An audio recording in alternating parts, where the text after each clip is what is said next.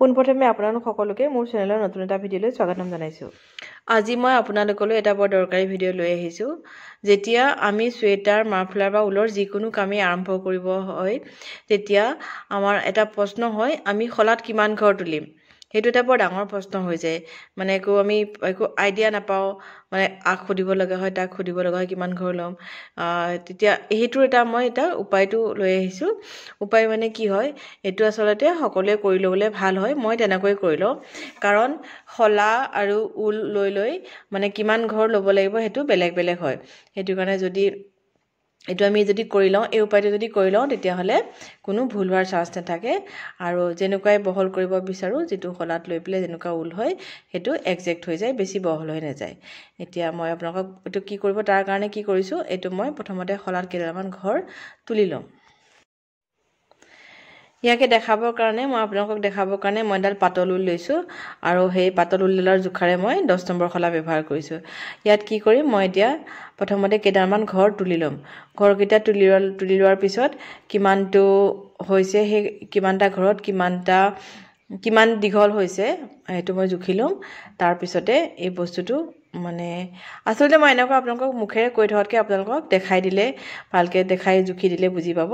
সেইটো কাৰণে মই এতিয়া প্ৰথমতে শলাটোত 10টা বা 15টা ঘৰ তুলি ল'ম। মই প্ৰথমতে 15টা ঘৰেই তুলি লৈছোঁ, তাৰপিছত মই আপোনালোকক দেখাই আছোঁ। এই শলাডালত মই 10 নম্বৰ শলাডালত মই 15টা ঘৰ তুলি লৈছোঁ। আনফালে মই আৰু এটা ঊল লৈছোঁ আৰু এটা বেলেগ এডাল শলা লৈছোঁ। এইডাল দেখিছেনে, এই ঊলডাল বহুত শকত হয়, একদম ৰছীৰ নিচিনা।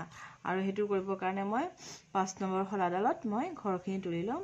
তাৰপিছতে মই আপোনালোকক দেখাই আছোঁ।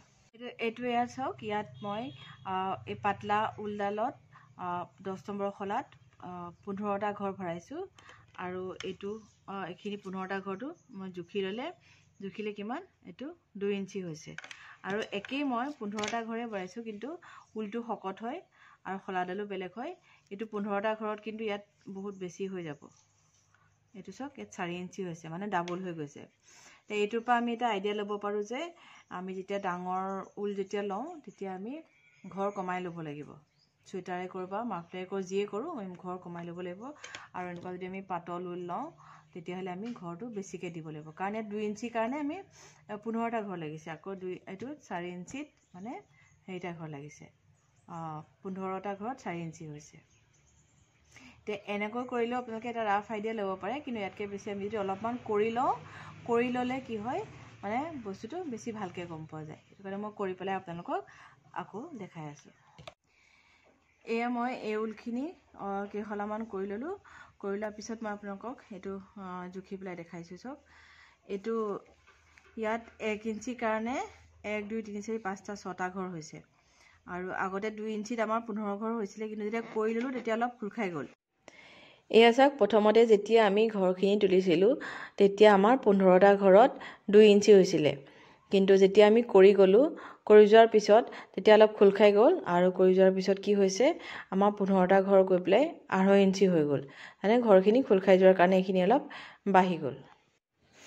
ইয়াত এতিয়া মই জুখি দেখাইছোঁ। চাওক, ইয়াত 1 ইঞ্চিৰ কাৰণে 6টা ঘৰ হৈছে, তাৰমানে 6টা ঘৰত আমাৰ 1 ইঞ্চি হৈ গৈছে।